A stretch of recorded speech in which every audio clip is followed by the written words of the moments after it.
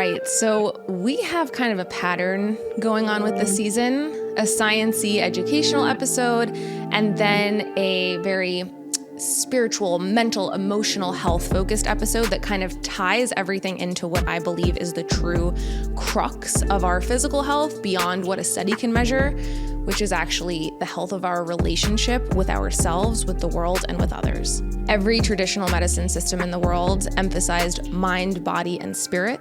So the body is just 1/3 of that. And I really love bringing the balance of the mind and spirit with episodes like this, because really mastering all sides of this is so key for a healthy and connected human. And even on my own health journey, I have made the most progress, the greatest strides when I was focusing on my relationship health, on setting boundaries, on the way that I spoke to myself, on the way that I interacted with the world, on my self-esteem, so that I could actually stick to the healthy habits that we're learning on this podcast, for example. So I really like mixing in episodes like the one you're going to hear today with one of my very close friends, Krista Williams. We're going to start off with her sharing her journey with one of my very favorite topics that you guys are hearing me talk about more and more, which is codependency. I shared my own journey with codependency on my friend Chase's podcast, Ever Forward Radio, and it was the first time I ever really kind of went into my philosophy around it. And so it's nice that in this episode, I'm talking to a friend who really knows my journey and can share hers. And I think so many of you guys will be able to see your own patterns in your relationships and what we talk about.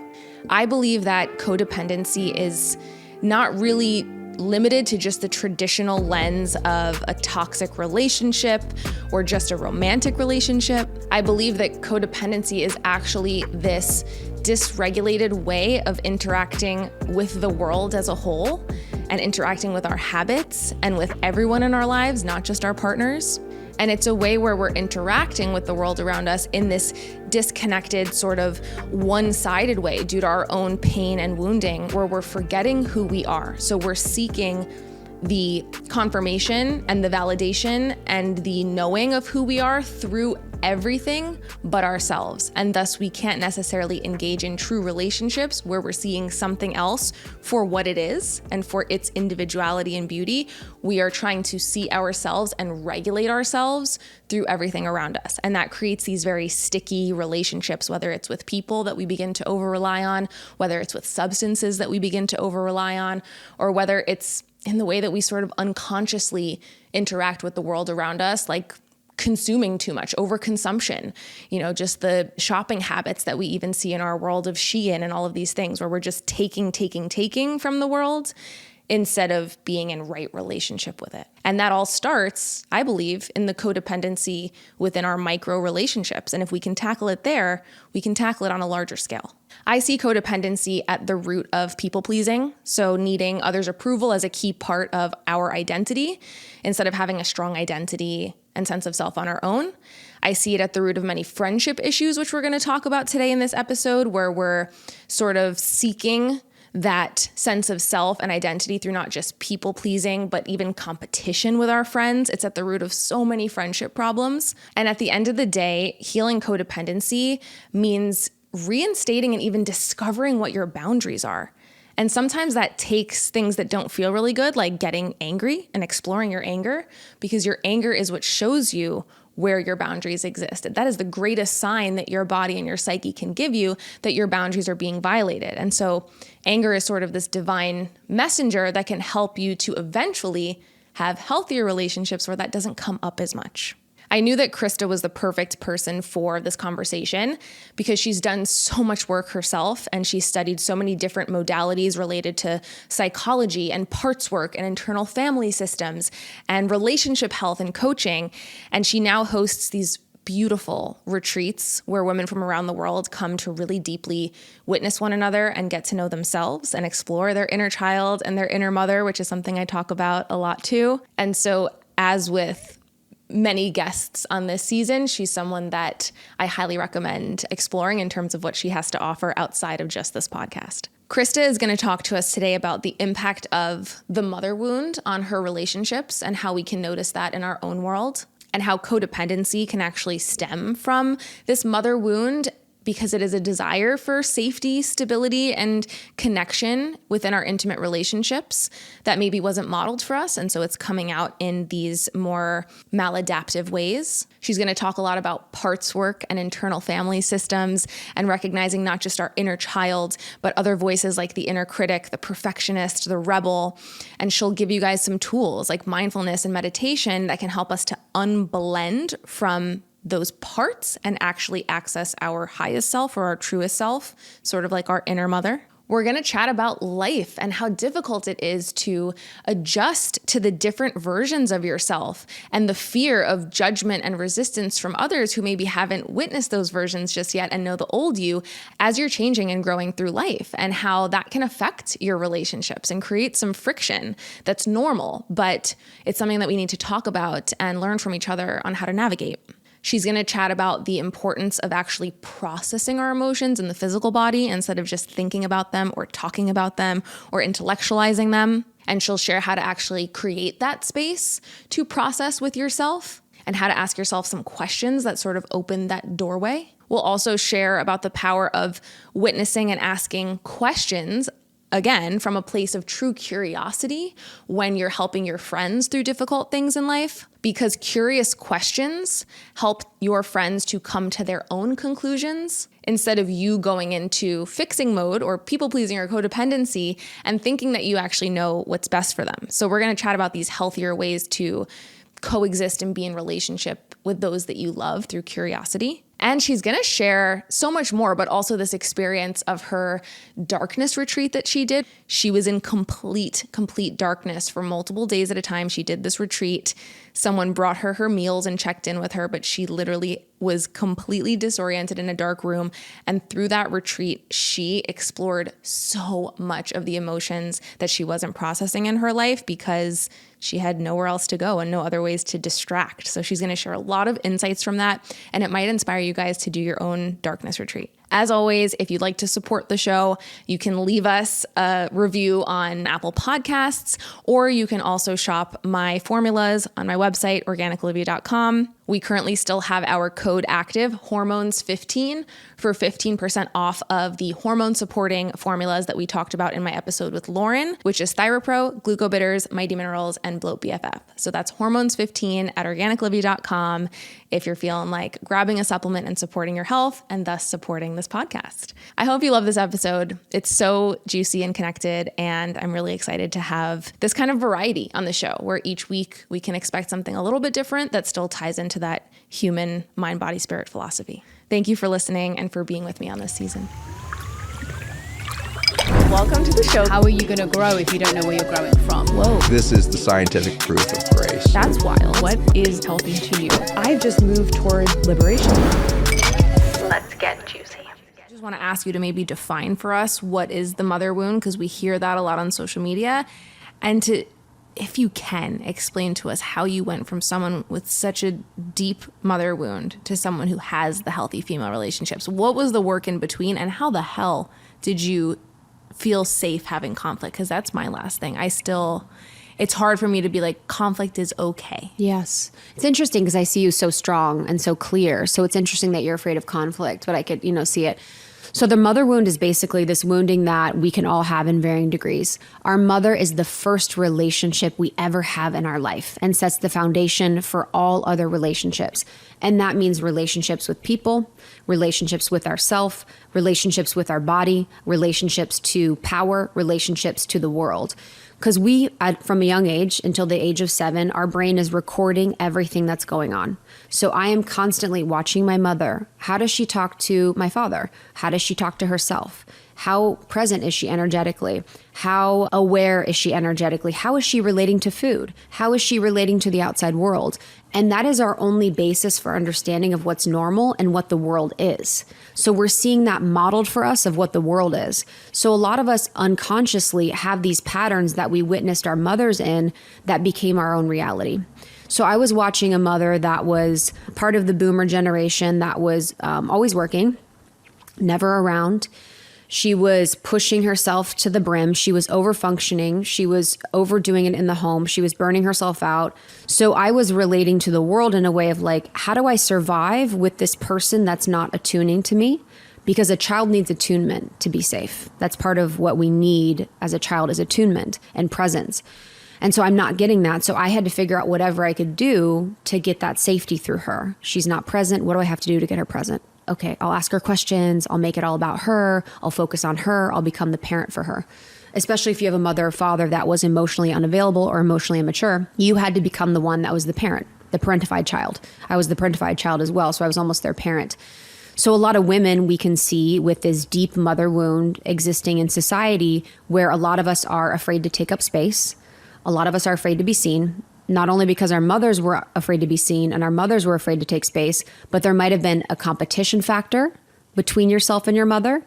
There might be them afraid of you taking up space because they're afraid you're going to get hurt or get violated or something's going to happen to you.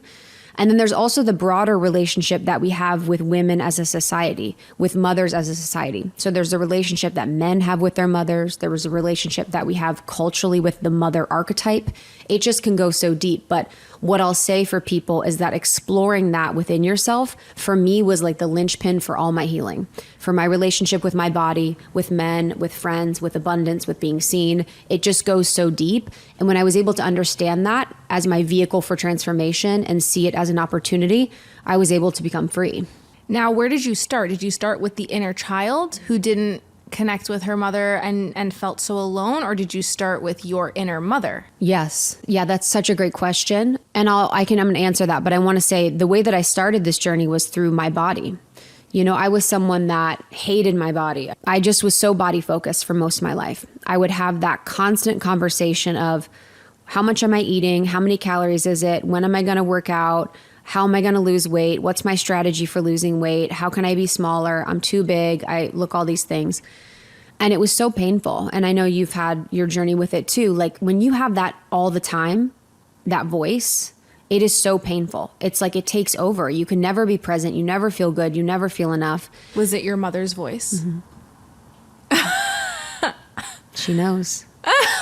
She knows, baby. And a lot of times our inner critic, so from an internal family systems perspective, which is a psychotherapy technique that I use, the inner critic can often be our parents' voice.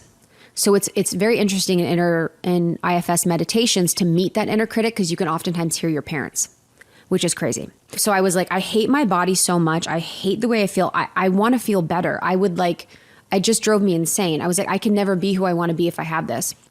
So when you do work, you have to look at the root. You know, you can't just dance around it. I can't just do self-care or do a different diet or walk more. Why? Why am I relating to myself in this way? So that inner work led me to see that, my mother talked to me about her weight. My mother was obsessed with her body. My mother was obsessed with my body. My mother was obsessed with us looking a certain way. My mother was obsessed with these things. Her biggest fear for having kids was that they'd be fat. That was her biggest fear. Did she say that out loud? Mm-hmm. Wow. You know, my father would make comments too. It was just a very present conversation in our household. And I learned that if I was to be loved, I had to look a certain way. And if I was to be loved, I had to be thin. So as a little person, that's truth. This makes me feel loved. This gets approval. This is what is good. That is truth. Conditional. Love. Oh, so conditional. What do you mean? I still work on unconditional love. I'm not really sure if I've ever experienced it in my life, but I don't, I hope to. So I was like, this is so bad. This is so hard. Looking at the mother as that relationship. And then I realized how much more of my being in the world, my codependency, my fear of bigness, my tendency to attract narcissists was all because of her. And so for people that struggle with their body, for people that struggle with using their voice, for people that struggle in intimate relationships, maybe they fear intimacy, maybe they fear conflict, maybe they don't feel safe. By looking at this first relationship as your groundwork, it can be really, really helpful for the unraveling at the root of your issues. It sounds like there's an if-then statement here. And perhaps whenever we have a hyperfixation with something, we can get curious with ourselves as to how this would fit in with an if-then statement. So for you, it was, if I lose weight, then I will be successful. Then I will be loved. Then I will be seen. Then I will be valued. What's the connection you're making? Well, I'm making a connection of, and yet that's still not the core issue. Because the core issue is that if I lose weight, then I will be worthy. The then is the core issue. Yes. The core issue is because I don't feel worthy as an individual. And so then that leads me to what you said about this unstable sense of self or low self-esteem, low self-worth, lack of self-love that was really at the root of it all. The body image stuff was a symptom. It's a huge part of your story in your life, but it sounds like it actually led you deeper into why am I codependent in general? And it's because I feel that I need to do things, whether it's lose weight or something else, in order to get love from the world because I'm not worthy of love on my own, which is the root of codependency. Yes. So talk to us about your journey with codependency. What does that mean to you and look like for you? And how did you realize it? Yeah, it's funny. I didn't realize it till probably a few years ago. I remember Lindsay in our podcast journey, she went on her discovery of codependency we started the podcast in 2016. She probably started it in 2018. And I remember her doing her work with that. And I was like, that's cute. My girl's codependent. Like, I can see that for her. I was like, I can see that for her. Like, that makes sense. Like, she's just codependent. And I was like, I'm independent. Like, that was kind of how I functioned, was like hyper independence or avoidance. And then I kind of had to come to my truth with the divorce and everything that I had been through. And what made me really realize my codependency was in my female relationships, where I would be completely obsessed with being okay and safe. And I would be completely obsessed with their experience of me. And I would be completely obsessed with if they saw me a certain way. And for me, codependency is really the focus on the other. It's the prioritization of the other. So how do my followers see me? What do my followers say about me? What does my boss say about me? What does my friend say about me? How do they feel about this? These people are talking about, it's always other and it's never self. It's like, okay, this person is saying this, but how do I feel? This person is doing this thing, but where am I at? This person is gonna break up with me, but what do I want? And I feel like so many of us have this unconscious pattern of codependency, and I really had that in my intimate relationships where I would self-abandon, where I would not speak my truth because I wanted the safety of their acceptance and because I wanted to and prioritized that connection over my authenticity. Because I didn't know who I was enough to be a individual in the relationship. So I'd make it all about them. Questions about them, questions about their life. What are you doing with this? How can I support you? Always listening to their problems. Always listening to their problems. Always holding space. That was how I was valuable, was being invisible so much. So I gave them so much space to be that it was addicting for people. I mean, it feels good to be around someone like that for people. Like, and so people fucking loved it. And then when I've realized the patterns and got out of it, you have to be comfortable with losing relationships with people that want to keep you in that dynamic. When you said, how does my boss feel about me? How does my audience feel about me? How does this friend feel about me? It feels like there is no sense of here is how I feel about myself and here is who I am. We're clawing at the outside world for any clue as to who we are. So how did you start to discover who you are? I think, when you lose the pillar people in your life, I had pillar people that I've lost in the past couple years, and these pillar people can be healthy or unhealthy. And my pillar people were unhealthy. They were people that were validating my self-abandonment. They were validating my codependency. They were validating my smallness. They were validating me as this certain way of being. And God moved all of them out of my life. These were people I also pedestaled. These were people I also gave my power away to unconsciously. And when those people move away from your life and you're completely alone from those people feeding you this way of being. And as a codependent, I'm like, tell me who I am. Tell me who I am. I only know who I am in relationship to you. Yes. When I'm not in relationship to you, I don't know who I am. I'm no one. I don't matter. There's no point to me. So losing all of that, I had to reclaim and redefine and figure out who I was. Yeah.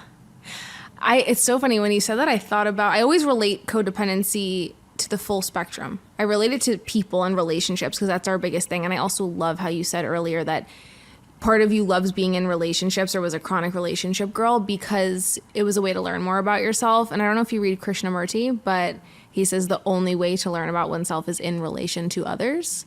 You can't you don't learn anything about yourself when you're alone on an island. You only learn about yourself in terms of how am I reacting to this person? What is our dynamic? What was my role in it? Where can I take my responsibility? Where am I giving away my power? Why did I respond like that? Relationships are these powerful teachers. But when you basically just said, I didn't know who I was outside of this relationship, I was on a journey for the last few years of asking that question, not just within my human relationships, but within my relationship to different substances, even down to coffee.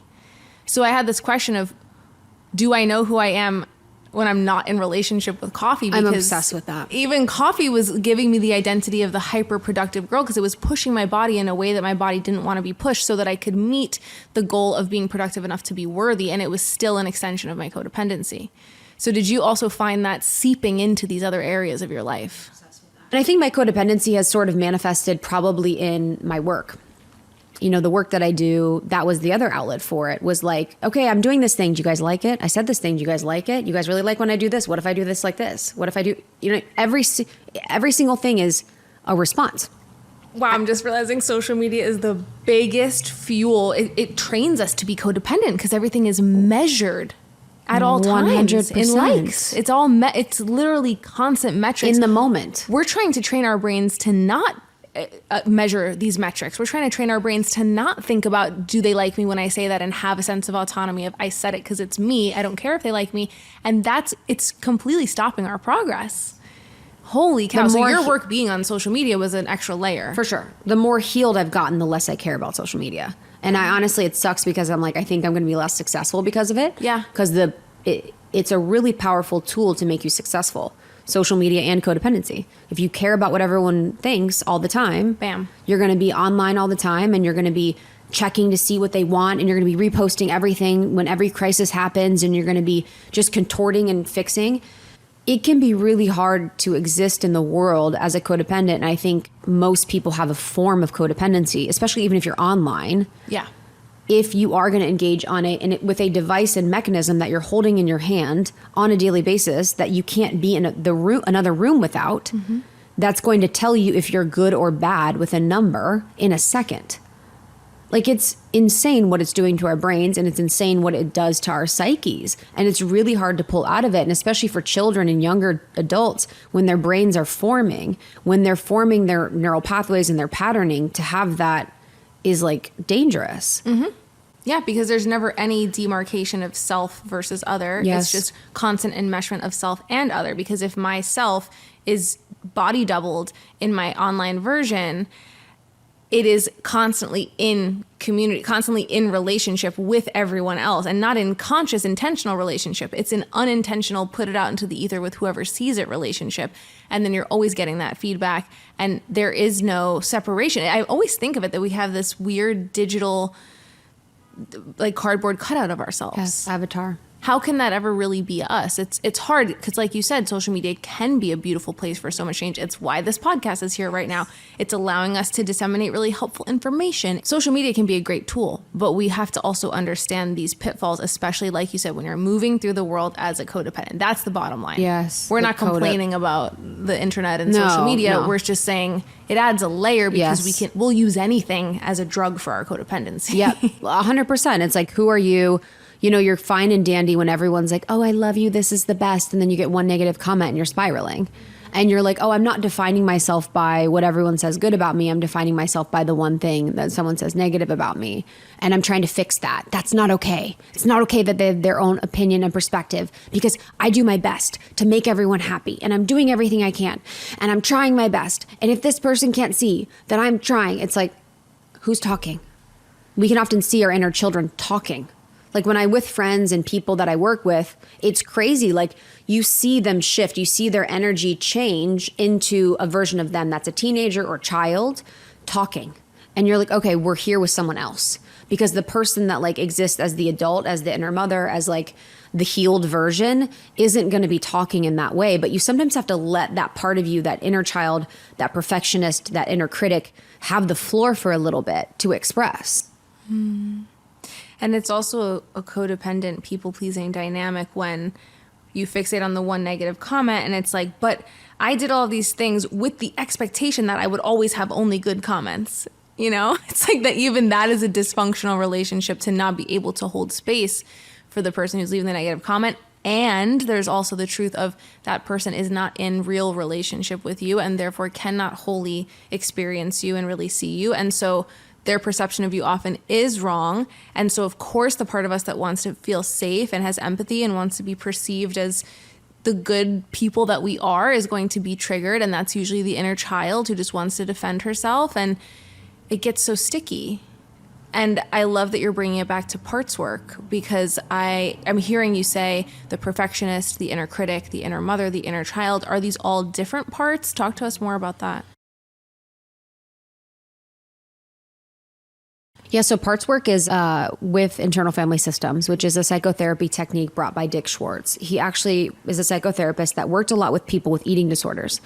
And he would notice in the process of his sessions with people with eating disorders that they would almost have these multiple experiences. And I think you know this, and I know this as well. When you're someone that desires to lose weight or you binge eat, you used to binge eat. Oh my God, yeah. I was binge girl too. So when you have the binger, it's crazy because you know when the binger's in charge. When the binger's driving the bus, there's nothing that's happening until you binge. You're on your way home from work. Something takes over your body and is like, we are going home. The lights are off. We are binging and eating all of these things. But you could come into the office the next day, stay with, a therapist, or say in Dick's case, you could come to the office and say, I know how to eat well. I know what I need to do to lose weight. I know that I can be healthy. I really want to love my body. I want to be in this experience. But there's this part of me that takes over when I'm binging. And he was like, how can there be these two situations happening that are vastly different? The desire to be well and the desire to self-sabotage. So he recognized that we can work in parts. So parts is the holding of two truths. It's almost a muscle memory for ways of being. And in parts work, we could look at the binger, the person that binges, or the part of us that binges, as a part of us that is looking for comfort, for soothing, for love, that really doesn't know how to take care of themselves outside of using food. So they're looking outside of themselves, codependent with food almost in a way, looking outside of themselves for comfort, for peace, and for healing. And then we have the other part of us that might be even the perfectionist. That's like, I know what to do to lose weight. We're going to walk 5 days a week. We're going to eat this thing. We're going to follow Organic Olivia and take all of her supplements. And then we're going to be keto on Fridays and do all these things. And so these are not the actual inner self or soul. From a parts perspective, these are two experiences that we're experiencing that we've learned as ways of coping. The perfectionist is like, I know how to be safe by being perfect. I will do all of the things on the to-do list to be perfect. And the binger is like, I know how to be safe. It's by using this food to regulate my nervous system. And then we have the self. So in parts work, there is a self, and that is like our inner authority. That is our soul. That is the kind, compassionate, caring, loving part of us that is all-knowing. And that part of us loves the perfectionist because it's like, oh, I'm so grateful that you've kept me safe. You made me successful. You have such an eye for detail. You were created out of a traumatic experience. And that self also loves the binger. She's like, girl, we had no idea how to regulate our emotions and we loved food. That makes total sense to me. And the self is almost the inner mother. It's the part of us that can really be with all parts and love all parts. So parts work has been so helpful for me because I can use it to sort of unblend from different parts of me and different emotions. And when we can unblend from things, we can be like, oh, that's my perfectionist, or that's my inner saboteur, or that's my inner critic, or that's my manager or exile or firefighter. You can then look at it from a higher level perspective and be with the truth of it. And that's how I found healing to go. How did you learn to build that muscle of recognizing when it was another part instead of just constantly spiraling and just listening to the voice of that part as your own? I think meditation is the baseline. I think having a mindfulness practice is the baseline for all things that you want good out of life and mental wellness. When you are meditating and you're able to take that bird's eye perspective, the mindfulness perspective, and you're able to watch your thoughts and not identify with your thoughts, you can then not identify with the thoughts of the binger or the thoughts of the inner critic or perfectionist. And you can say, is that true? Is that true that if I don't burn out, I'm not going to be loved? Or is that true that I have to do every single thing on my to-do list today? Is that true that I look fat in this outfit and no one's going to like me? The Byron Katie, the work is answering the questions. Is it true? Do we know this to be true? What if I thought a different thought? And then what if I reversed it? So you could say with, the perfectionist could say, I have to get done everything on my to-do list today. And you could say, was that true? Do we know that that's true? Like what happens if we don't? What if I felt the opposite? What if I said, I actually don't need to get everything done on my to-do list? How would that make me feel?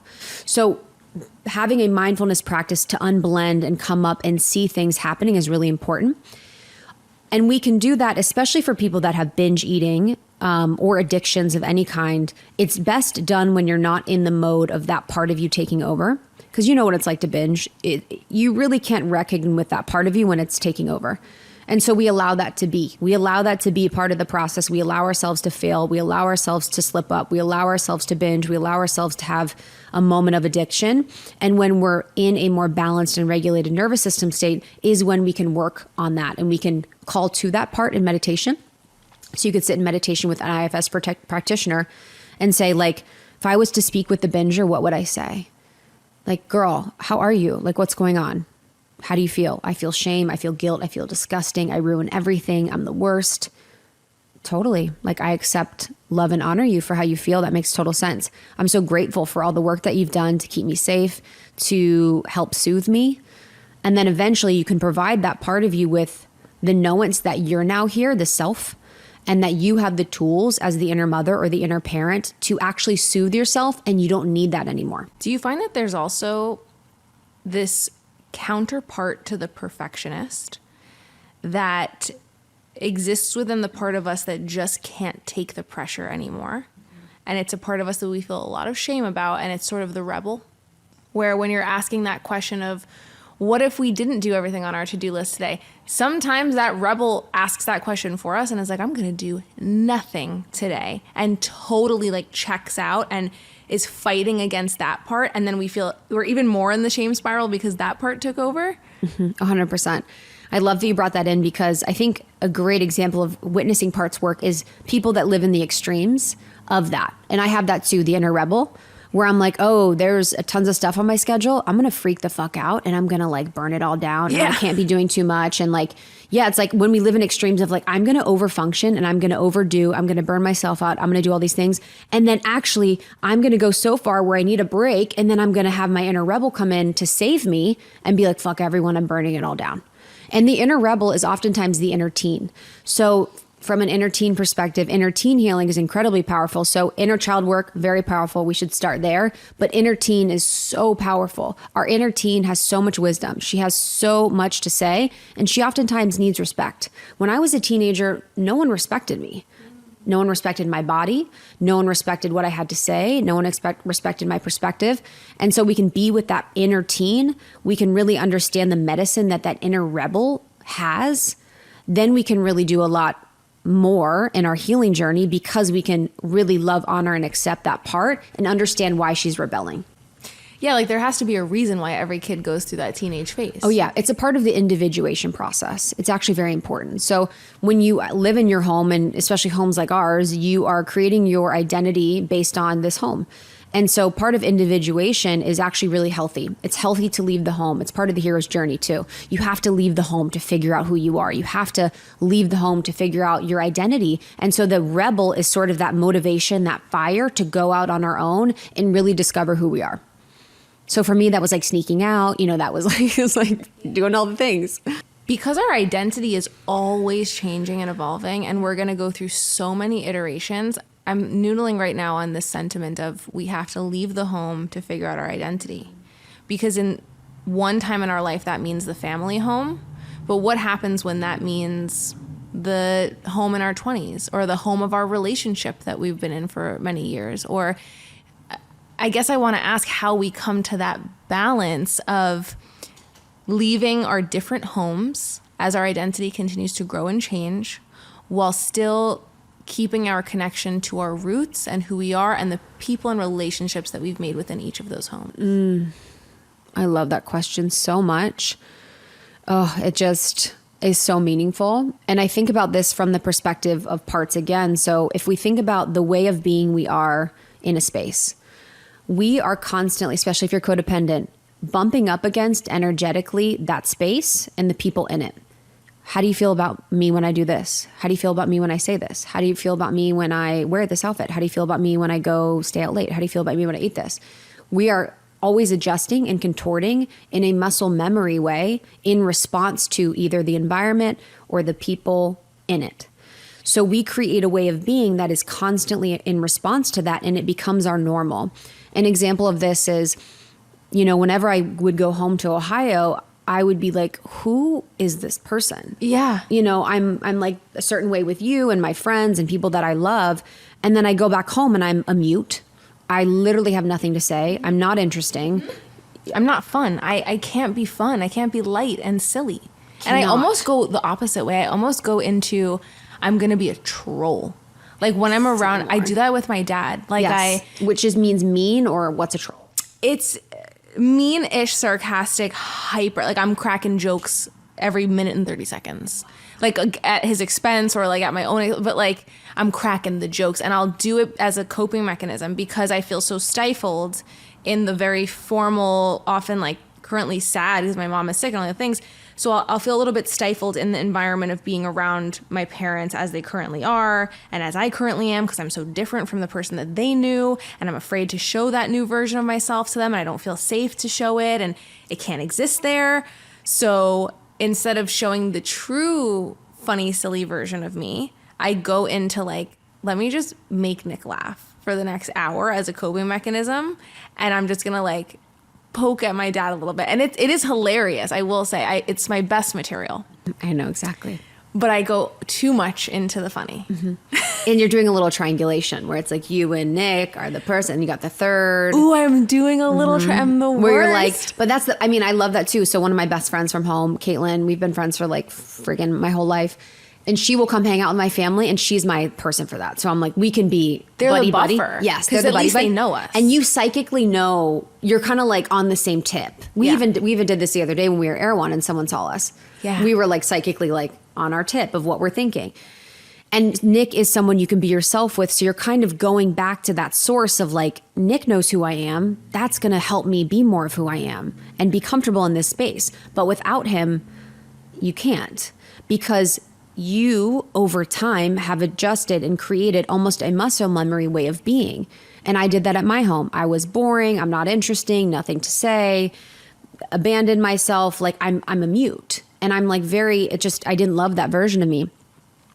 So it helped me to look at that and be like, why am I like this? Why do I feel like I'm different in different places with different people? How can I love that experience? But then how also can I move on to be more of myself in the world? And for me, that took me leaving my home. That took me leaving Ohio. That took me leaving after college to go to Chicago and New York and LA.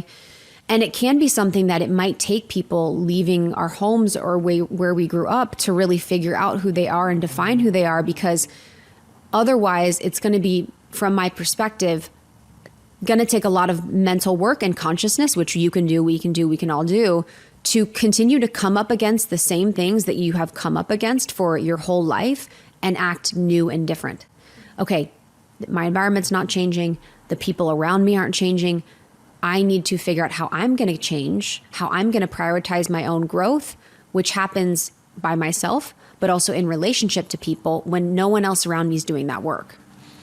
You energetically feel it, and it makes you want to run away. And I often ask myself this question and struggle with it, and we talk about it on the phone, like, is the fact that I feel better when I'm away from home a sign that my home is wrong or bad, or I shouldn't be living there, or a sign that like the relationships at home aren't aligned for me? And it's not those things. It's just that my identity wants to grow and change. We have this human need to evolve, and I'm only able to maybe meet that next iteration when I am away from the home and the people that are energetically holding that older version of me, and me vice versa to them. And maybe it's that I need it in spurts. For those of you out there who are like, well, I'm not going to move away from home, or like, I don't have the means to do that, or whatever it is. I get that. I don't want to permanently move away from my home either. I love where I grew up.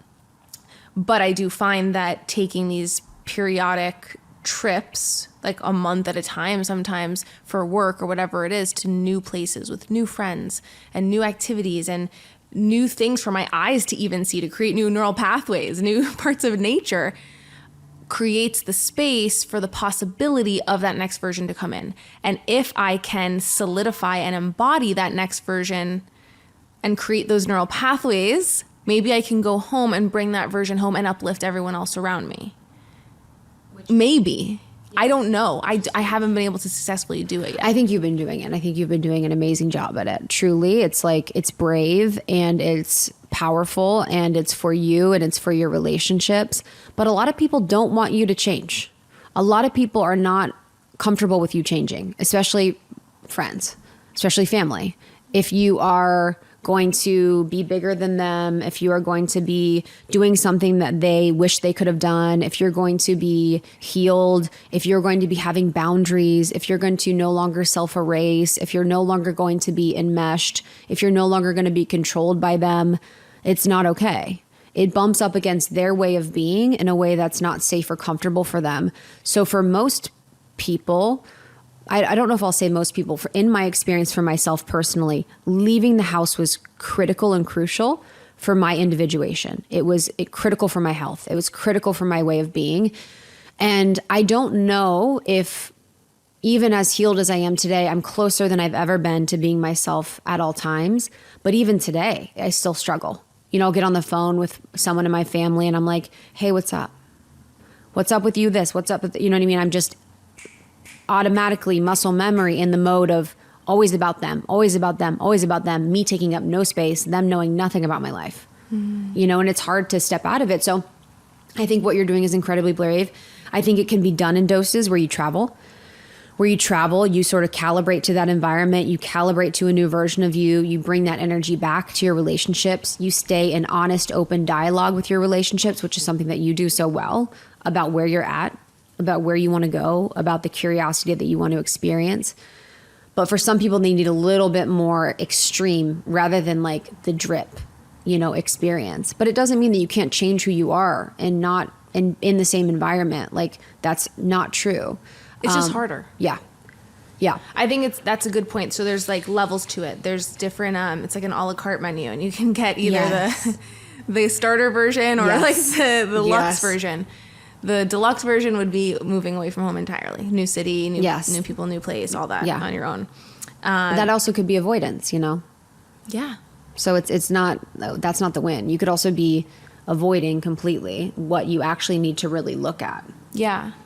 So maybe the middle version could be the solo traveling, the bites of stepping out of your comfort zone, your culture, meeting different people, talking about different things, just having your mind be expanded, meeting people who can hold the current, changing, and future version of you in ways that folks home can't. So it's, again, learning about yourself and growing through relationship, which we'll come back to. And then maybe the bite-sized version of it is just making those new relationships in your home where you are. Yeah. I actually think that's an excellent place to start. If you're trying to change, you can feel this evolution happening. You know that you're stagnant. You know that there's a new part of you that wants to come through, but you don't quite feel comfortable expressing it to your current friends or your current family. Just even going out in the city or the town or the nearby city where you're from and just making new friends and connections, or even making new online friends, right, can introduce you to the people who do not hold the past version of you. They have no way of knowing your energetic signature of who you were and your old patterns, any of that's a clean slate, and you get to show up to those relationships with a clean slate, and even that can further your growth. Yes. And humans we're relational creatures. We are tribal. We grow together in community. We are always in relationship to another. And when we're talking about this, we're still other focused. We're still like, okay, the other people, the other situations, are they going to be mad if I grow? Are they going to not accept me? Are they going to not be okay if I'm spiritual? Are they not going to be okay if I want to do these things? It's like, if you truly are dedicated to your own path and your own growth and your own experience, that's everything else around you will change no matter what.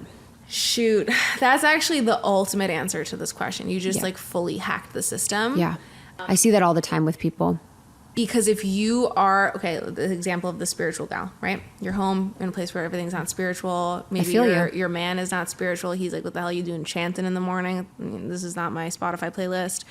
And you are thinking you need to go leave everything to go be spiritual, be around other people in a spiritual community. And in reality, you'd be putting yourself in like a silo and an echo chamber if you went to go do that. And that wouldn't be good for you either. The ultimate way to own it from a self perspective and a non-codependent focused on other perspective of I need other people to usher me through to this identity, even though that's true too, would be to wake up the next morning, put on your poncho, get the singing bowls, get the didgeridoo out. and just start absolutely unapologetically embodying it and seeing how everyone in your environment responds. Yes. And we saw a little micro example of that today. Like I went to Austin, now I'm in LA for 3 weeks recording the podcast. After I leave LA, I'm going to go on a little girls trip with my friend before I come home. I just extend it again. I keep extending and staying on this solo vibe. And Nick has been wanting to solo travel for a while, but it's been something that feels a little scary and out of reach because I'm sure it's going to usher in a new identity of him, and that's scary. So it's been there. Okay, maybe I'll do it this month. Maybe I'll do it there. And I can encourage him all I want verbally. But until I go out and really do it as I'm doing now and call him to say, hey, I'm extending again. He's like, cool, because February 13th, I'm going on my trip. And our guy was like, yeah, but, and honestly, to see you guys just truly be genuinely happy about each other and your own self-discovery is a thing to witness. It's a balance, obviously, that you have to strike. But I've noticed that for us at this part in our relationship where we are in an individuation chapter, right? When you're in a long-term relationship, we're hoping to be married for the rest of our lives. So that's, I don't know how many years. I can't do math at this very moment. 75. 75 plus now? What am I going to be, 105? Yeah. Okay. Minimum. Bless. My girl's going to be 120. Let's say me and Nick are together for the next 75 years. Are you not going to go through many inner teenager-esque individuation processes within that long-term relationship? You're going to need to continue individuating yourself with that little rebel who's like, I'm going to go solo travel and explore this part of the world, and I'll bring that back to you so that I can bring the juiciest, newest version of me, and you can go out and bring the juiciest, newest version of you. It's not necessarily healthy to always just be in that same dynamic with one another. So there will be periods of time where we're just in the cocoon. When we have kids, we're not going to be out there solo traveling, going around doing all the things. We're going to be in our nest with each other, deepening our family. But as of right now, when our shared goal is very much intentionally to individuate before that family happens, this is the best thing for us. And as I do it, he automatically, energetically responds by being like, you know what? That would feel good for me too. I'm going to go do it. 100%. And, you know, if we think about, and it's just beautiful to see you, to witness you in this, in that process, because it is such a worthwhile pursuit to continue to know yourself more deeply and to continue to choose and prioritize your soul's path. I mean, I'm so grateful. I'm so grateful to have the connection I do spiritually, because following what my soul wants is not easy at all. It's sometimes the most painful path, but there's no path that's more rewarding than being able to be who you are and being able to deepen your own process. But when you're in romantic relationships, I think what makes people so unhappy oftentimes in their romantic relationships is the fact that they fall into the comfort and the safety of being a certain version of each other.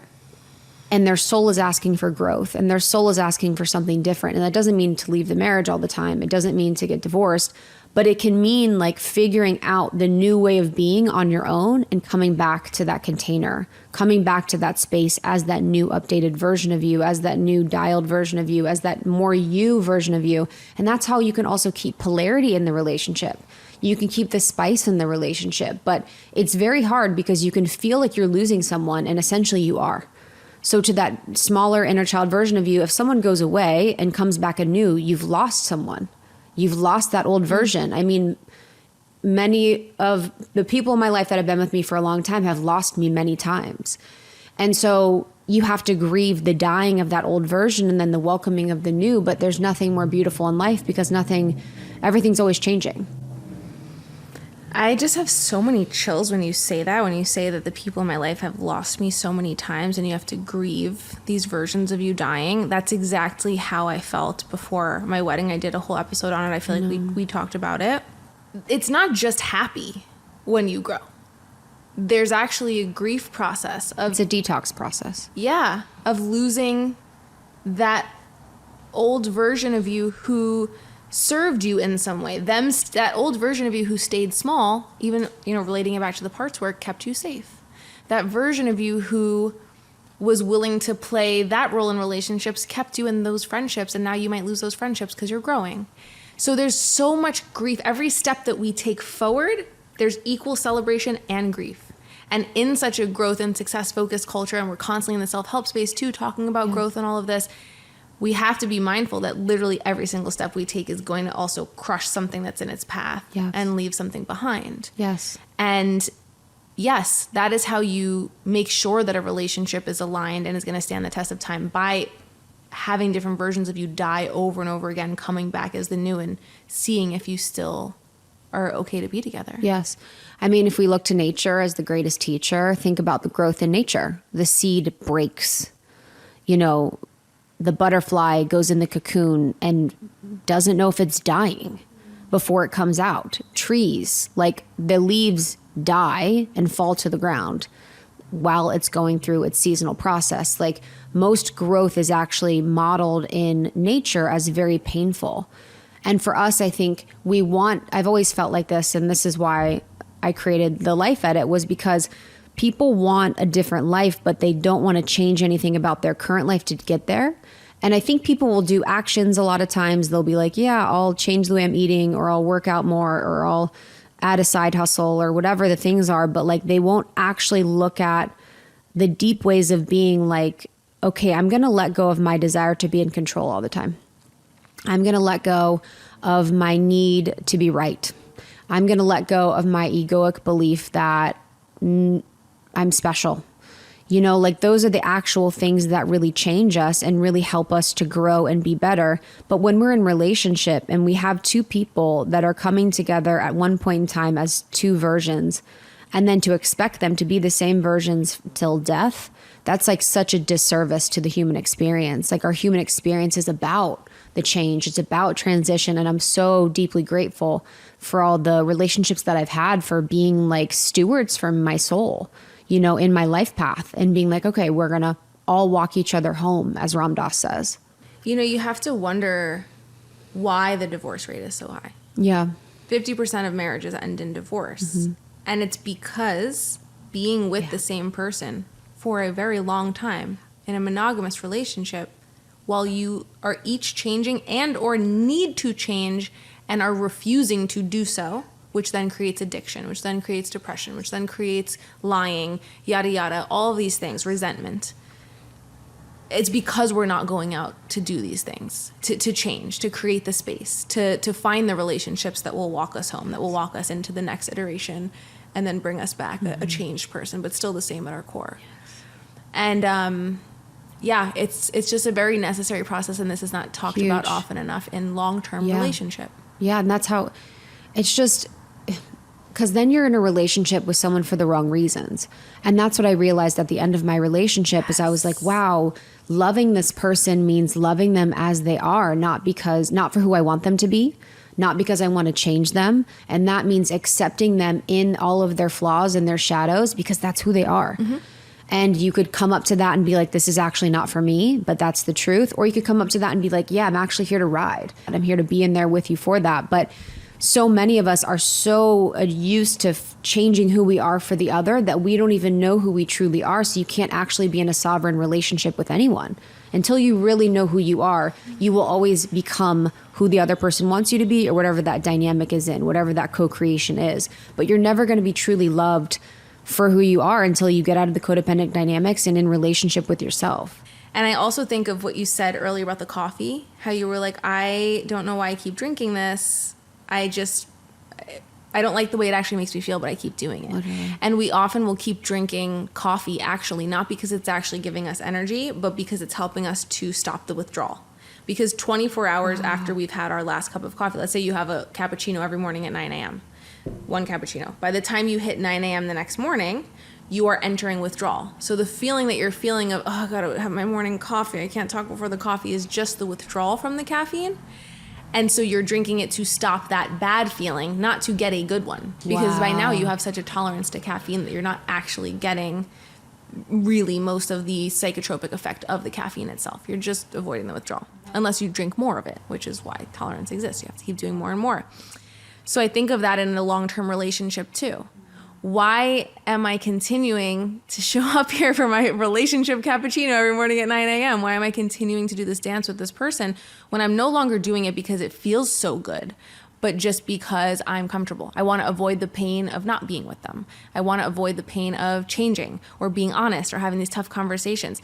We're staying to avoid pain, not to experience joy. And I think there's this really profound concept of thinking about that has really changed me when I think about my life, because I think about all the hard decisions that I've made, say divorce is the example. That's catastrophic for sure. But I will take a catastrophic pain over the course of a few years over a low level grade pain for fucking 50 years of my life. People don't realize how much pain they are in constantly and consistently, and that it would be so much easier to have a harder pain moment for a few days or a week or whatever, to have the hard conversation, than to ruminate in your mind for years and years and years about the things you wish you would have said, about the things you wish you would happen. So you can have the conversation, you can forgive internally, it can be whatever process works for you. But I think people overlook how much anxiety they live in and how much pain and misalignment they're currently in their lives, because they have fear of making the change, because they fear that that pain will be greater, and it might be, but it will be so much shorter than living in the low level pain forever. They say this about exercise or about any kind of hard thing, that we overestimate the effort it will require and we underestimate the reward. It's a natural phenomenon in the human mind. We have a proclivity in order to do that, where that's how we do with any kind of activity that requires an effortful, take on our part. We always underestimate and overestimate. So it's the same with these hard conversations in relationships or the changes that need to be made, ripping the Band-Aid off. Mm-hmm. I'm sure it was excruciating, but I see you now post-divorce, and I'm like, oh my God, what if I never got to meet this version of Krista? I love her so much. I just love it's addictive. Honestly, it is so addictive choosing yourself and doing the hard thing and doing the thing that doesn't make sense to anyone else. Yes. And doesn't have a clear direction. And you're on this path too right now where you don't have clarity on where you're going. Mm-hmm. But I have clarity that I'm going there. Exactly. and just to be like, soul, I trust you.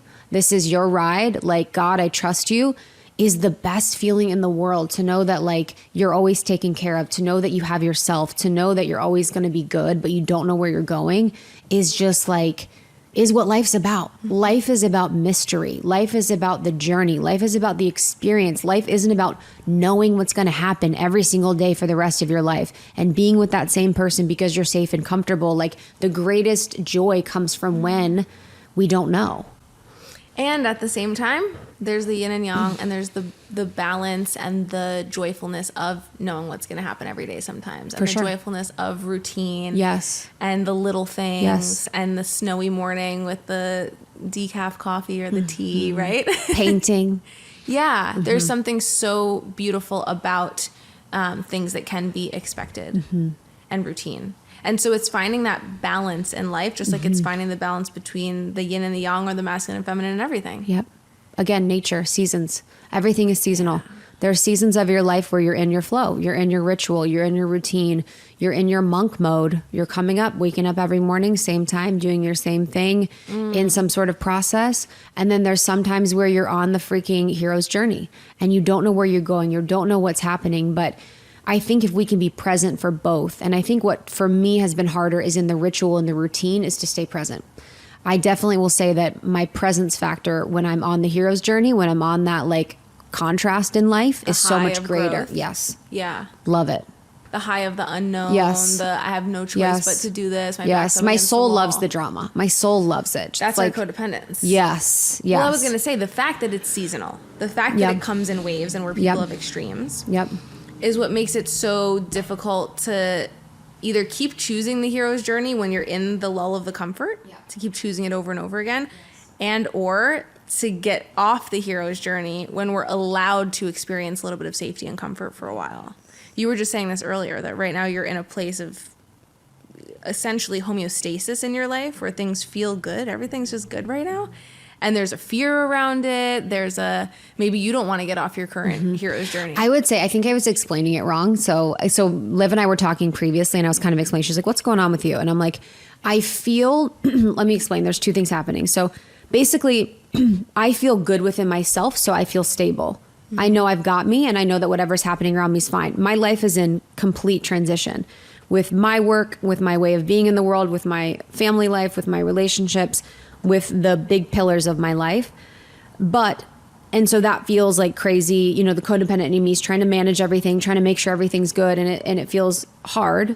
But the homeostasis thing and that part of me feels like I've been through so much in the past year, and I got to a place of deep depression before the divorce, and that journey of going through that was so dark and hard.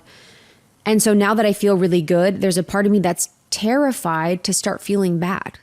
I've had depression sort of come in the past couple weeks, and I know depression well. You know, it's run in my family. I've experienced it from a very young age. I was diagnosed depressed when I was little, so I know that feeling. And now to feel it coming in the room when I'm like, no, we're good, I'm happy, is terrifying.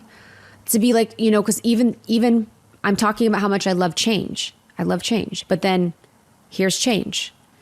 We might feel bad for a while. Yeah, there's some level of deep sadness that comes with the change. Yes. And deep grief. And like, I think my depression is often my push down of emotions, my inability to process how I'm feeling, my denial of things that I should be sitting with. It's me making myself so busy so that I don't have space to feel. And there are things that require my attention right now to feel that I'm avoiding. And so I get depressed because I have this unprocessed grief that's just running in my system that's like, hey, look at me, see me, let's do this, let's talk about this, let's feel this. And I'm like, we're too busy, girl. I was going to ask, is that almost your definition of depression, this buildup of things that must be felt that become so heavy that they manifest as this just absolute rock bottom moment? Have you heard the Jim Carrey definition? No. Depression is a desire for deep rest from the character that you've been playing. And I think that's my girl's one. And I think that for me can also hit where it's like, what is this weight of being in the world that I feel like I have to be and perform? I have to be smart, interesting, whatever it is. And sometimes you just need to go away and like be alone and be sad and be like, what else is here besides the way the world wants me to be, the way the world wants me to see? You know, who else am I outside of how everyone else is defining me in both a codependent way? But yeah, depression is like, it's such a specific. What you're saying right now is an antidote to codependency, taking the time away from the doing, the working, the distracting, the constant plans, the constant everything, to take time to be sad and feel and cry and grieve and process emotions, because then you're checking in with yourself and telling yourself, hey, I'm going to see you today.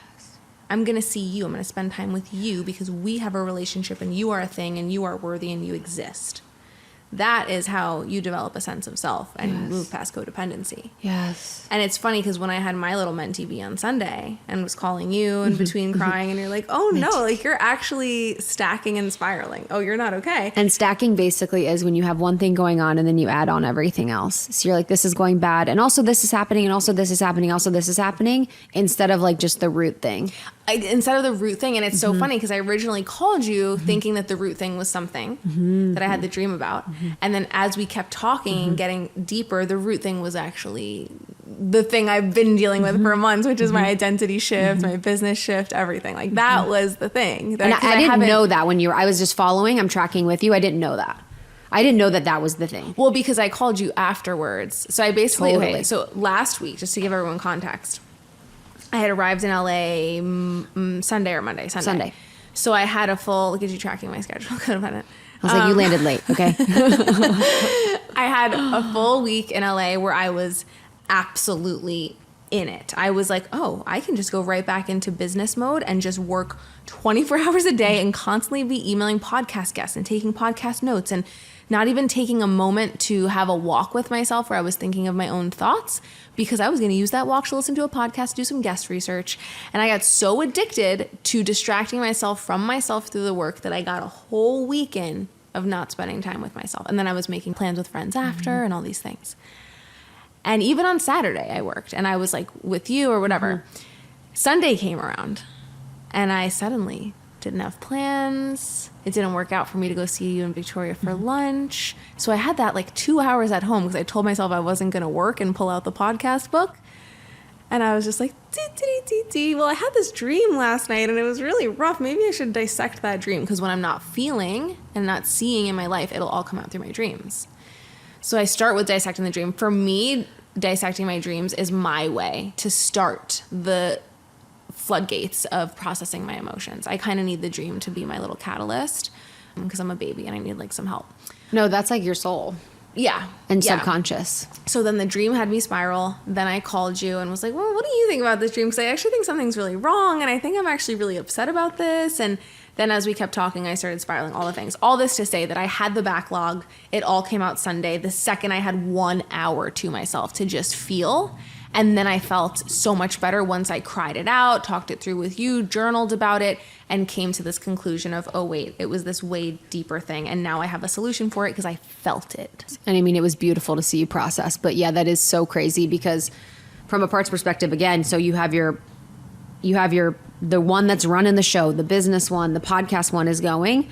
And then when she's like, okay, we have a day off, I'm going to take a break, I'm going to kind of chill. Then that part of you is like, dude, I need to cry.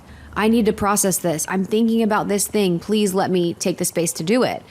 And it can come up and it can seem like something's wrong. It can seem like something's bad, but it's really just being in balance with yourself and not being afraid of that feeling or not being afraid of that process. But it's so beautiful because you did such a good job of like witnessing yourself in it and being clear and being present for what is. And I think it's really important that we make space in our schedule to feel. Like I had things every night last week and I canceled my Wednesday because I just had a feeling. I was like, I think I'm going to feel. I was in my workout and I was like, oh, it's coming.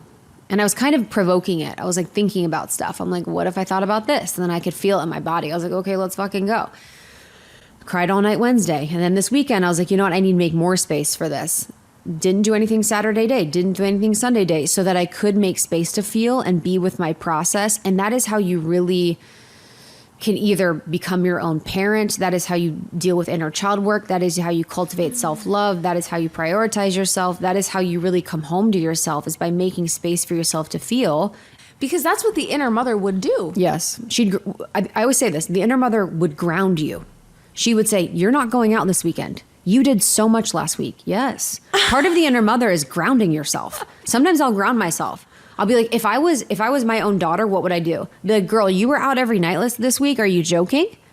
You're staying home this weekend. You know why I had that breakthrough? Because my inner mother took me out for ice cream. Sometimes the going out eating ice cream for lunch is like the part of me that's like the binger, right? Or that's like trying to avoid through a hyper palatable food and like a brain experience that'll distract me. Sure. But this time around, I was conscious. Exactly. I said, okay, my inner child needs to work through this today. My inner child's crying needs to be seen. This stuff is coming up. I'm not feeling well today. What would she need right now? And I had ice cream for lunch and I just sat there and I ate my like a cup. cutie patootie. And I'm just sitting there and I was like, okay, I'm going to go call this friend. I'm going to go sit at this hike.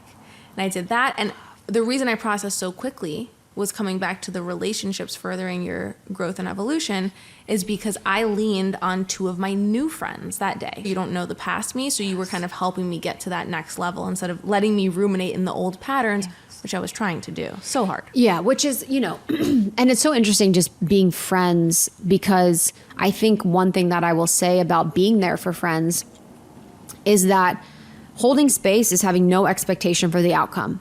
When we're on the phone, I'm not sitting there like, okay, I want to help her figure out this, and I think she should really do this. I think that you don't want to make me feel better. Exactly. I just want, well, yes, that's a good one, because then that's for my safety. Mm-hmm. People can do that for their safety. I more so don't want to project what I feel like you should do onto you. I want to let you be wherever it is that you are in this process and come to whatever conclusion you want to come to. And that means also the messiness when people come to you and they're like, I'm going to do this, I'm going to do that. And it's like, okay, how are we going to do that? Just like saying yes and being yes and holding space for. Your goal isn't to make a friend feel better. Your goal is to witness them and understand them. You actually ask questions to, you don't give advice, you ask questions. Yes, you that's the whole ask thing. questions in order to better understand what they're struggling with. Yes. And I used to always say this when I was in my mushroom era of like having my little awakening around self-awareness. That's when we first met. That is when we first met. See, that's Very, why makes so much we sense. called in this friendship. Makes so much sense. I used to say people waste so much time trying to see the solution to a problem, when if you just spent that time trying to see the problem more clearly, the solution would appear. Wow. You actually need to make friends with the problem. Yes. And same goes, I mean, you could use that in a business sense. If you understand your customer's problem, you can better understand how to help them. That's why my best formulas come from things that I've experienced in my health personally, because I understand it so damn well and I know exactly what they need. I can create the solution from a place of understanding.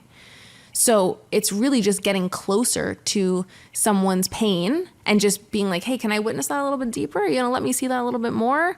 And through that, you help me see my pain more clearly, and then the solution appears. I also like to think about less time spent thinking why the problem is a problem and more on why the solution's gonna feel good.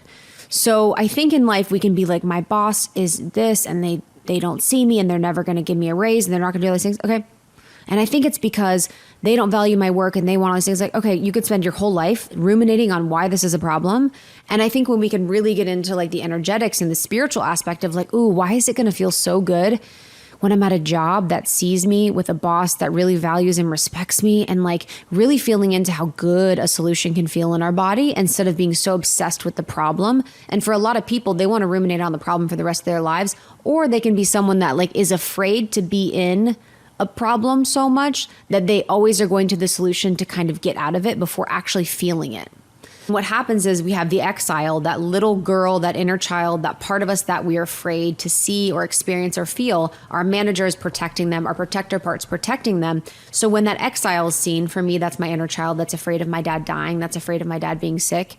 Our manager's like, no, we don't want them to feel too much. We're going to stop them from feeling. And a lot of us have coping mechanisms like our phone, food, relationships, sex, working too much that really keep us out of feeling as a way to, in a perceived way, keep us safe.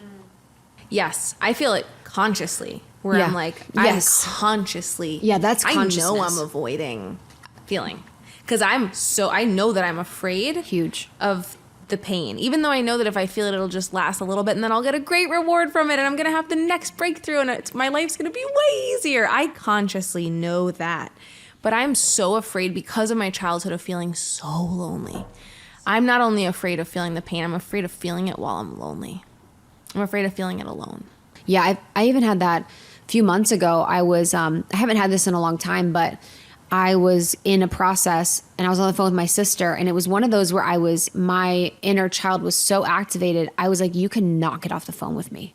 You know that feeling where you're just like, I need you to regulate with me right now. Like I even feel it in my body now. Like I was like, we cannot get off the phone. I cannot be alone. I'm terrified to be alone. I need to regulate with someone. And there's a natural part of our process in life that it's good to regulate with people. You know, it's really good to have a calm nervous system person that loves us to co-regulate with. That's part of being a human on earth and being in relationships. But it is a really powerful thing when you can regulate for yourself. But it's something that like I don't think I'm always perfect with. But what I will say is that the darkness retreat that I did, you know, a year back now, where I went to Oregon and I basically was in a cave alone for 4 days, 3 nights, maybe 4 nights, 4 days, I forget, but without any light, without any other human, without a phone, without a computer, without anything, just myself in pitch blackness, I learned how to process my emotions. And I didn't really know prior how to. I think I had this part of me that, to be honest, had suicidal tendencies, where I was like, yeah, I'd rather die than feel. I'm feeling too much. I'm about to feel too much. I'd rather die. What's the point anyways? Because it's so painful. So painful. And so when I was in the dark, I only had space to truly feel the depths of my pain and my grief and my anger and my frustration and my anguish. And once I got to the bottom of that ocean that I perceived to be the deepest ocean I've ever seen before I went in the darkness, I was able to be like, and I lived and I survived and I was able to be there. And so I'm so grateful for that experience of allowing me to go to the deepest part of the way that I can feel and be okay. Something that it brings up a lot of emotion for me because I feel the fear that you felt before and then I feel your courage and I'm just so in awe of it. and it's something that I'm curious about doing. So this was a specific darkness retreat. They do this for a living. Like, this is what they do. You come here to go into the dark, and they know how to take care of you in the dark, right? And if something like happened where you had a mental breakdown, they would know how to help you and whatnot. Yeah, so it's interesting because that was my perception before I went in. So I interviewed the founder on our podcast, Almost 30, about the darkness. And I was like, I think I'm going to go insane. I was like, I think I'm going to scratch my eyes out. And I think I'm going to bash my head against a wall. And I think I'm going to go insane. He's like, yeah, people think that. And he's like, it's interesting because women and men go into the darkness, obviously separate, but women do really well. We are creatures of the night. We are shadow, the moon, the womb, the, it's like we can feel, we know what it feels like to feel. So I thought I'd go insane. I thought I would go crazy, and you don't. There's like a tenderness that you give yourself when you're in the darkness that I really experienced. But there were points where I was like, oh, I kind of felt like I was going insane a little bit.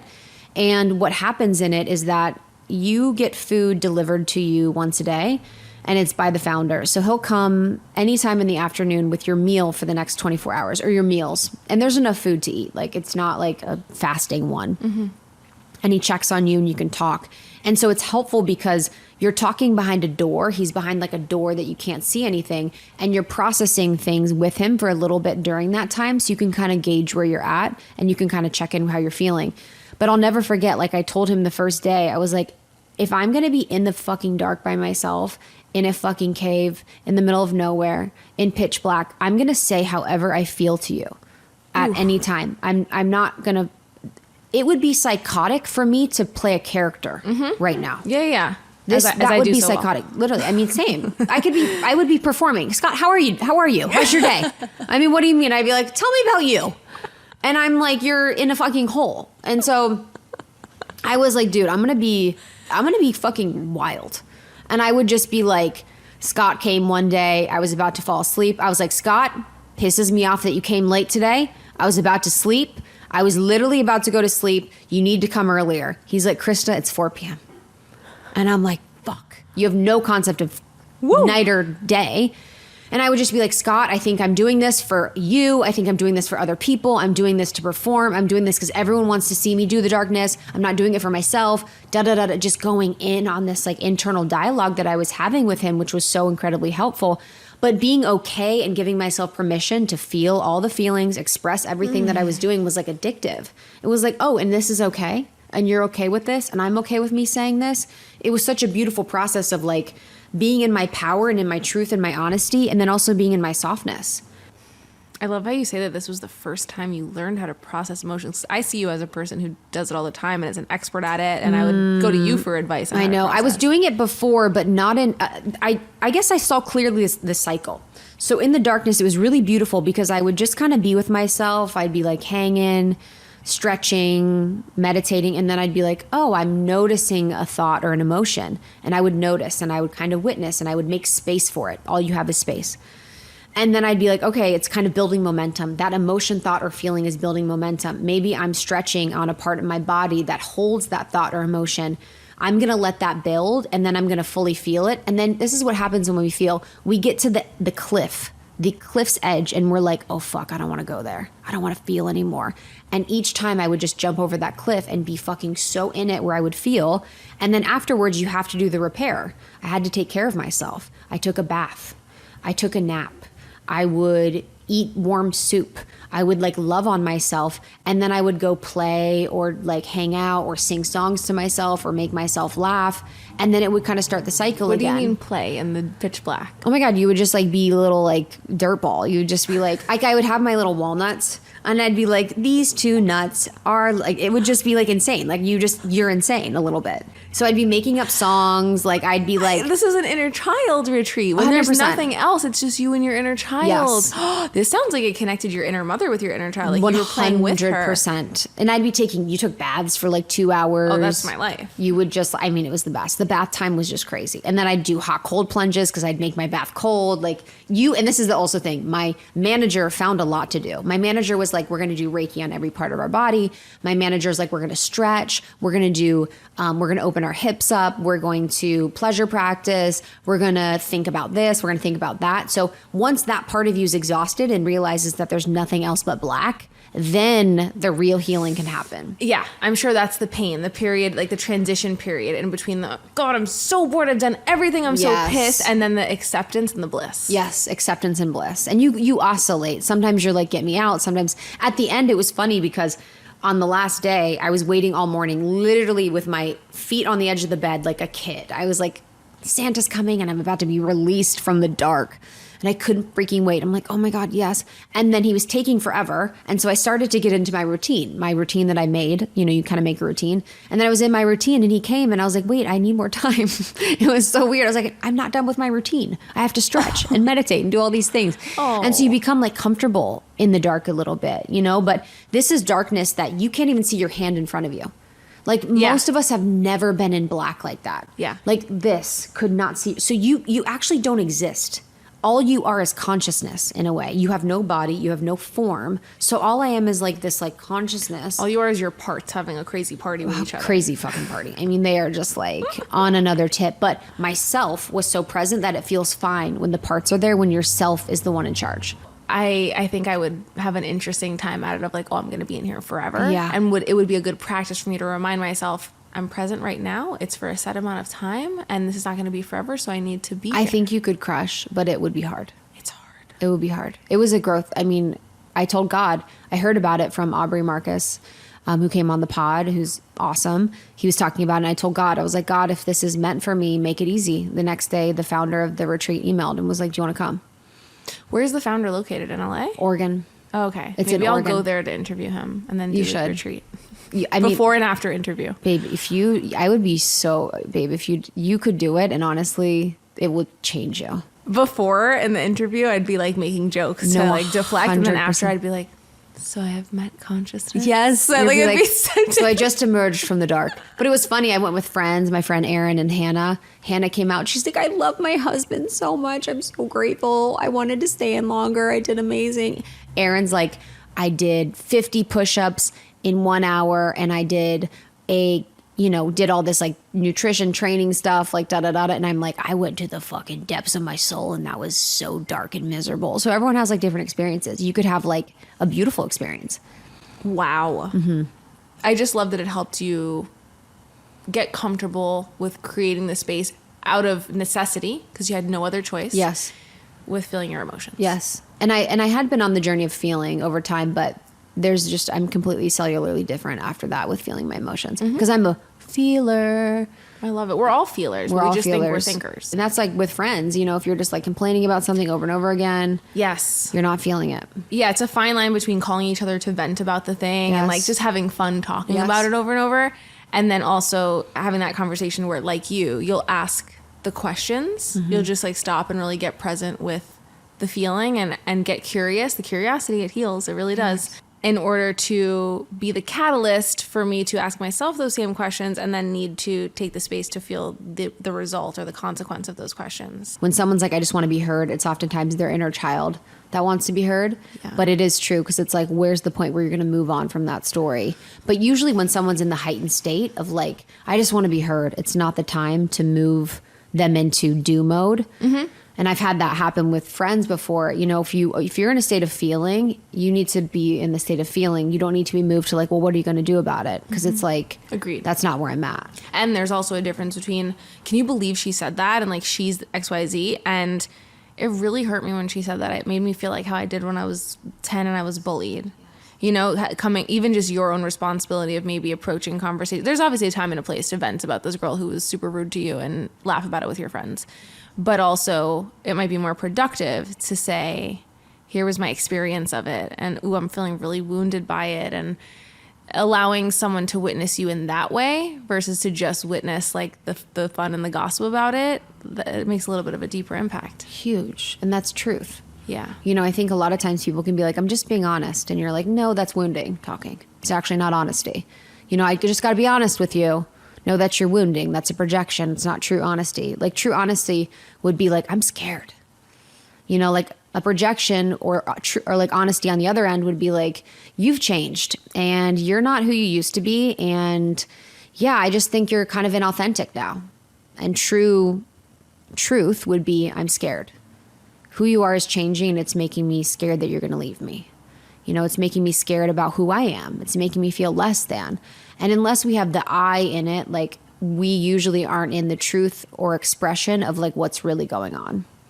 And I asked you earlier how you felt. You started to get more comfortable with conflict and being okay with having conflict in friendships and relationships. And I'm just being reminded right now that this is more the key. When you know that you have the tools to approach conflict in the way of true honesty of, hey, I felt this way when this happened, and I'm feeling scared, and I'm feeling nervous about our relationship, and I'm wanting to check in with you, versus a conflict, which is what I'm used to and what I grew up with, of you did this, and because I'm so afraid of getting in trouble. That's my wounding. And I think the antidote to that is always approaching it from a place of the I, taking responsibility for your emotion in the dynamic in the situation, and leaving it open-ended for the other person instead of putting it on them right away. Yeah, 100%. I think that's what creates healthy dynamics.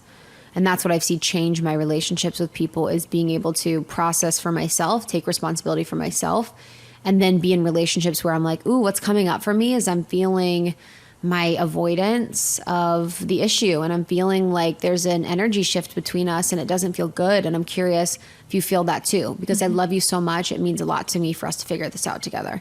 So really just being clear about like how you feel, your relationship to it, what's coming up for you. And then also too, using security statements, I think are huge. Security statements are basically creating safety in a situation. So if we had an issue together, I'd be like, babe, I love you so much. Like, you mean so much to me. Our friendship has been so helpful and expansive for me and fun. And I've just loved having you in my life. It's been such a gift.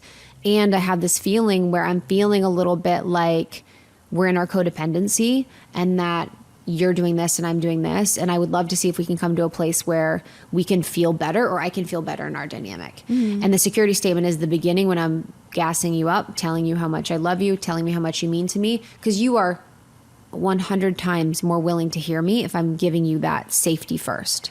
I love that so much. That's really powerful. I'm sure that's also really powerful in a business or business for sure, working setting, right? In a co-working setting. Yes. Even just approaching anyone that you're having conflict with, your partner, that way. I think a lot of us naturally kind of do that. It's an interesting social skill that gets developed, but to have a name for it and a framework is really helpful. It's funny you say people don't do that. I didn't do that. I never saw people do that. Security statements, it was like, hey, so you're we really... need to talk. Yeah, we need to talk. So you're really doing this thing that does this thing and that bothers me, and da-da-da-da.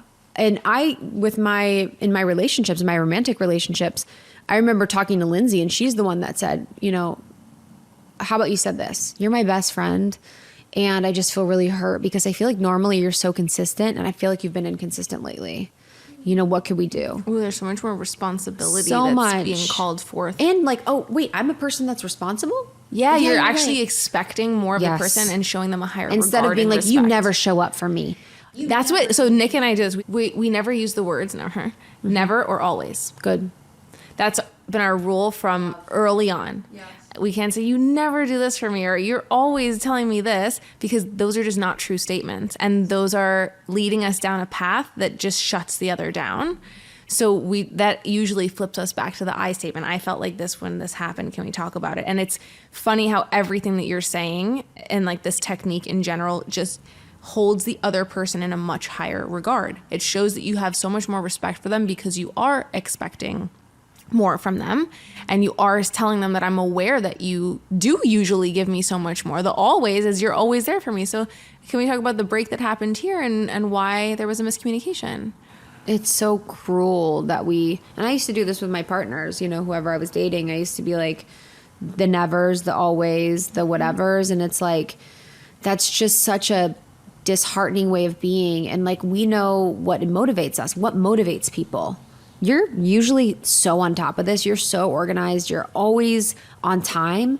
It's amazing. Like, I'm so impressed by how on time you are. But it has felt like lately you've been a little bit late. Like, what do you think's coming up? Yeah. Feels so much better than you're always late. And then they're like, wait, am I always late? I'm always going to be, you know what I mean? Then they become self-fulfilling prophecy. Yes. And you should be with people that you think highly of. Exactly. That's my whole thing. If we're going to be like, you always lie or you always, it's like, why are you with that person? You should think highly of your partner. I love that so You guys much. are an example of that, you and Nick. I want to close with a question about the internal family system and the parts, because I just think that's such a valuable, tangible takeaway for those listening, that they can start to think about their different voices and the different pieces of them that take over when they're in conflict or when they're in fear or having anxiety. So I wonder do you think it would be valuable for people, in order to start putting parts work into their daily lives and utilizing it, for them to maybe take stock in the morning of, hey, here's what I have planned for the day, and here's the parts that either I know are going to need to kind of be in charge today, or that I know are going to come up, and have some kind of awareness of like who's driving the ship each day? Yeah, I'm obsessed with that. And I think what you're talking about, that's very, very important that we think of, whether it's planning for the day or planning for what we're eating, is that yes, your manager is like, we need sweet potatoes, we need these things, but it's yourself that is witnessing and watching and approving it almost. Because yourself is consciously saying like, my inner child needs some ice cream. I love her. And she could be the binger too. But we love her so much and we honor her, and she needs something right now. And we're going to make that okay. And we're going to eat this ice cream happily. And that self is also like, ooh, my manager, we love her. She's got a lot to do this week. She needs the caffeine. She freaking needs the caffeine. She needs support. Yeah. We are going to feed her and nourish her in a way that's good. So the self makes all parts okay. And so I think that's actually really powerful. You know, even for me as a business owner, or even in my healing work, it's like, okay, I'm going to step into like the part of me that's the mystic, the part of me that's the shaman, and I'm going to have that archetype move forward. I love parts work because I also love archetypes. I love like calling in that archetype. Maybe it's that Queen of Swords energy where you're super discerning, super clear, you have really good boundaries. Maybe it's the mystic. Maybe it's the lover. Maybe it's like the victim who sometimes needs a moment to feel. But we can really channel those parts of us and work with those parts of us in a way that's conscious. And that's when the self is there guiding, rather than that part of us running unconsciously in a way that's unhealthy. For parts work, I think the ultimate goal, and this is the one thing I'll leave with everyone, is that to love all parts. Even your inner critic and your perfectionist has a role that served you at some point in time in your life. Even if you binge, that part of you has a role that served you sometime in your life. Even your inner child, even the part of you that you hate the most, has served you for your benefit in some way. And if we could only love and honor and accept all parts, that's when we can really come into more wholeness and really love ourselves for who we are. And if we can have the voice of the inner mother consciously be brought into our day, and if we can just ask ourselves, as the inner mother, what do I need right now? Is it the treat? Is it a nap? Is it to get this work done actually, so that I can feel a little bit of release that it's checked off the to-do list? Because the inner mother also helps with structure and responsibility in a healthy way. Is it, it's like making each of these decisions about what we're going to do or what we need or what plans we're going to make from the inner mother lens. And it takes work, obviously, and practice to even get in touch with that voice and be able to let her drive. But that seems like a really viable way through for a lot of the folks listening. And for myself, I'm just going to continue focusing there. I got you. Krista does these really incredible retreats. Oh, yeah. Where she talks a lot more about this, teaches this, puts all of this into practice with women. I'm not sure when we're going to post this. So your Divine Mother Is May. Okay, so maybe we'll post this in time. Yeah, Okay. I would love that. May in Portugal. So it's finding the other mother, cultivating the inner mother in beautiful Portugal at this like resort retreat center that we're going to be renting out. It's going to be amazing. And the women that I am surrounded by are fucking the best, the coolest, most down to earth, welcoming, loving, curious, no ego people ever. I'm so grateful. And then I also have True Essence in Ibiza in October. So I have my standard, or not my standard, but my signature retreat, True Essence, is discovering your soul and who you are. And it's at 6 Senses. So those retreats are happening this year, which I'm really excited about. And then I work with people one-on-one. Oh, amazing. Yeah, I cannot recommend you highly enough. Obviously, I know. I'm calling you like, so this part is coming up. Yeah, and I love it. It's funny. The amazing and annoying thing about parts work is sometimes you like get too in the parts thing. Where with my therapist, I'm like, so there's a part here that's saying this. And she's like, okay, let's just say what you want to say. How you feeling? Like, yeah, literally. I love you. Thank you. I love you guys. I This love was you. Beautiful. Bye.